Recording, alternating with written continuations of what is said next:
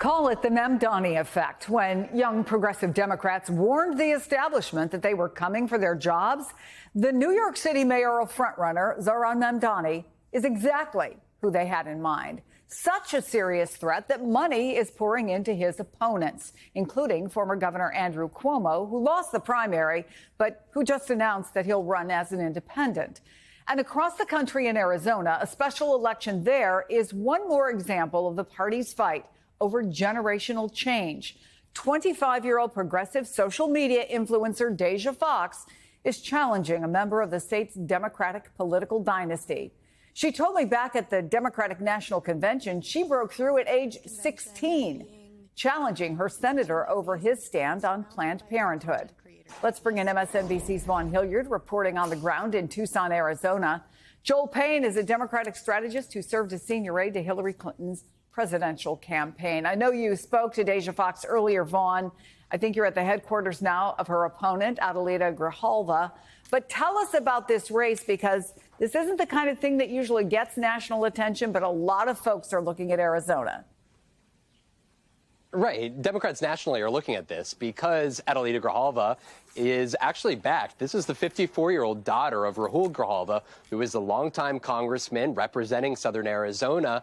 She's actually backed by Alexandria Ocasio-Cortez and Bernie Sanders, as well as folks like Senator Mark Kelly and Gabby Giffords and the mayor of Tucson. But it's a 25-year-old in this race who you talked to back at the convention. She's been a reproductive rights advocate, and she made the case to me that Congress needs Gen Z voices. She would be just the second to Maxwell Frost, the youngest female member of Congress ever. And she says that she has lived a life where she understands the policy repercussions of actions out of Washington, D.C., from SNAP cuts to Medicaid cuts to affordable housing. I want to let you listen, though, as to why she's making the case that the Grijalvas are not the answer. Take a listen. Why not turn to somebody who has such a history as the Grijalva family? These seats don't belong to any one person or any one family. They belong to the people. And families like mine, single moms like the one that raised me, have been locked out of power for too long. Now, at Adelita Grijalva's headquarters, I just talked to her literally a couple minutes ago, and she made the case to me, look, she served for the last 25 years on the Tucson School Board of Education. She served for the Pima Maricopa County Board of Supervisors, and she said that her history is important to her position to be the next member of Congress from here, saying that it's important to have a history in a community, to build a coalition from 90-year-olds down to 6-year-olds, and that she has galvanized and gotten to know activists around the community like these guys here. And she told me, she goes, she would also be the first Latina woman to represent Southern Arizona, and that she would be a working mother who has school-aged children. She said that the reason folks elected her father, Rahul Grijalva, 11 straight terms in office, is because he was a proven, respected voice. Back in 2016, he was the first member of Congress to back Bernie Sanders' presidential campaign. And so really this race, it's not about who is more progressive than the other,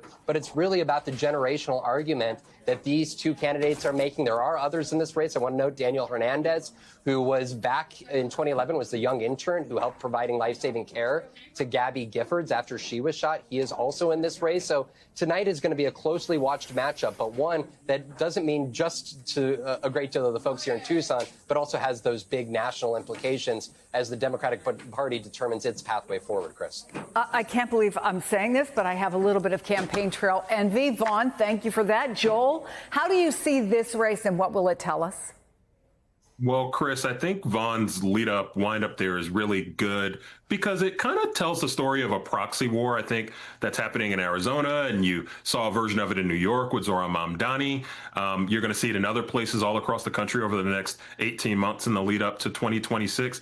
And I think it's Democrats doing soul searching and doing a gut check of, do we have, one, the right people who are able to fight for this moment, but also, are we too wedded to the status quo?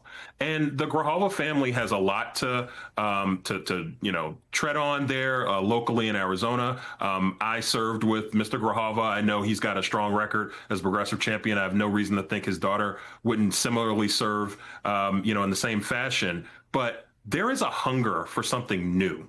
And I think that status quo Democrats who are in office right now all across the country, they're going to be meeting this kind of energy from the grassroots all around the country.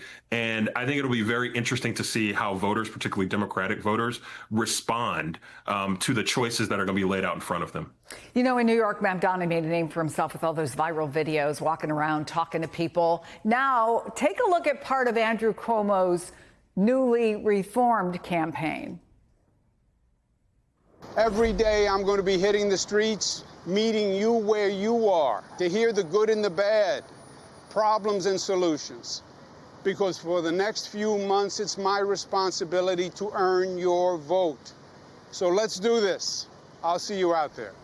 Well, even as he's running against Mamdani, he seems to be taking a page out of his playbook. Is that a sign that even as he's opposing him, he's looked at what's worked? And in a sense, that's a message for all more establishment Democrats.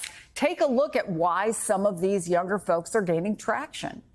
Yeah, imitation is the sincerest form of flattery. And I was touched by Andrew Cuomo's button-up shirt there. I'm sure that his voters or potential voters there in New York probably feel the same way. Look, I think what's interesting here is you're going to see a lot of Democrats try to adapt some of these tactics, and some of them will be well, and some of them won't. I think what's different about Mamdani versus Cuomo, Zohran Mamdani is native to the online culture, the kind of conversational, the conversation, let's just have a chat on the subway. He's native to that. That is something that is foreign to Andrew Cuomo. It's foreign to a lot of Democrats around the country who have not been born and raised in this political media environment. Frankly, it's an environment that even someone at my age is being aged out of, right? It's happening very fast.